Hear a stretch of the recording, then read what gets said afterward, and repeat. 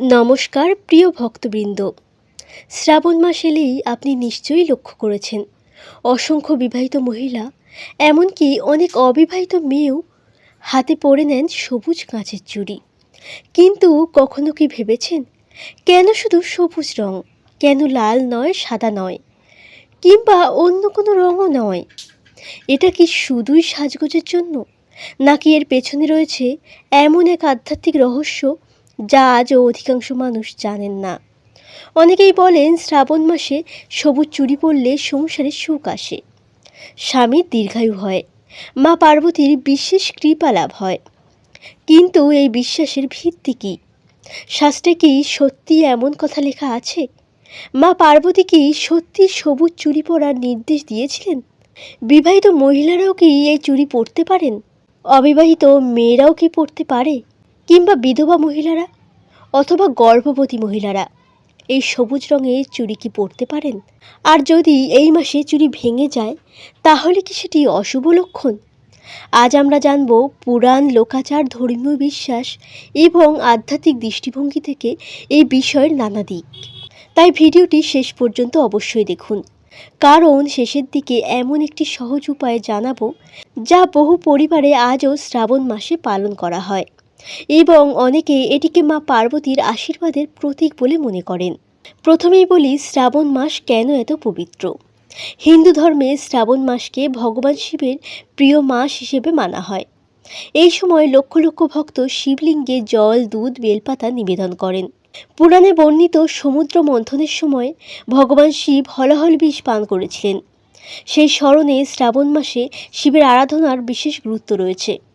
এই মাসে শিবের সঙ্গে মা পার্বতীর পূজাও সমানভাবে করা হয়। এখন জানুন সবুজ রঙের আধ্যাত্মিক অর্থ।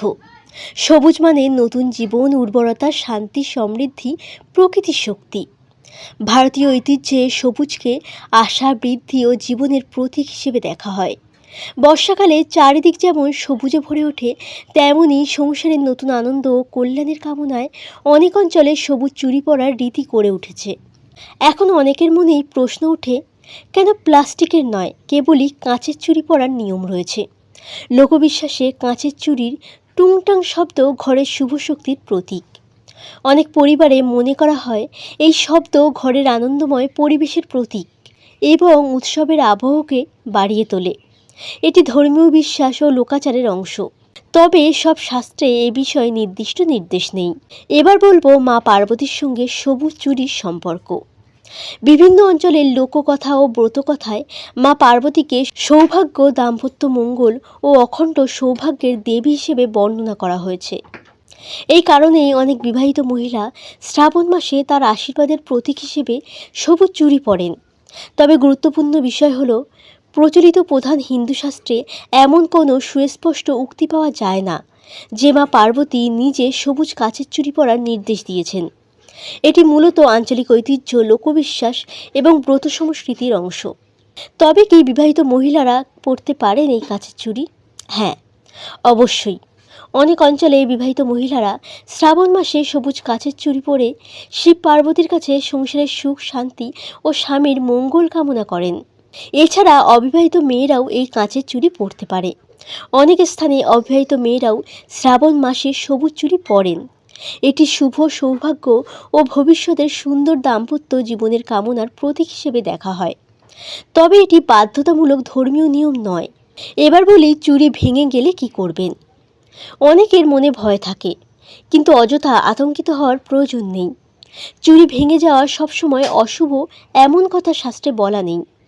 ভেঙে গেলে শান্তভাবে সরিয়ে নতুন চুড়ি পরা যায়। শ্রাবণ মাসে সবুজ চুড়ির সঙ্গে আর কি করা হয়? অনেক মহিলা সবুজ শাড়ি পরেন, শিব পার্বতীর পূজা করেন, সোমবার ব্রত রাখেন, বেলপাতা নিবেদন করেন, ওং নমঃ শিবায় জপ করেন। বন্ধুরা, সবুজ চুড়ি শুধুমাত্র অলংকার নয়, এটি অনেকের কাছে একটি শুভ সংকল্পের প্রতীক। পরিবারে ভালোবাসা থাকবে, স্বামী স্ত্রী একে অপরকে সম্মান করবে, সংসারে শান্তি থাকবে, ভক্তি থাকবে, শিব পার্বতীর আদর্শ অনুসরণ করা হবে। ভক্তবৃন্দ, মনে রাখবেন, শুধু সবুজ চুড়ি পরলেই জীবনে অলৌকিক পরিবর্তন হবে এমন দাবি শাস্ত্রে কোথাও নেই। ভক্তি, সততা, সদাচরণ এবং আন্তরিক প্রার্থনাই ধর্মজীবনের মূল ভিত্তি। যদি আপনি শ্রাবণ মাসে শিব পার্বতীর আরাধনা করেন, তাহলে সবুজ চুড়ি সেই ভক্তির একটি সুন্দর সাংস্কৃতিক প্রকাশ হতে পারে।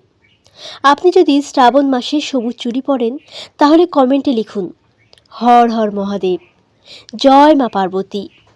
ভিডিওটি ভালো লাগলে লাইক, শেয়ার এবং চ্যানেলটি সাবস্ক্রাইব করতে ভুলবেন না। এবং শ্রাবণ মাসে আপনারা সবুজ চুড়ি পরছেন কিনা কমেন্টে অবশ্যই জানাবেন।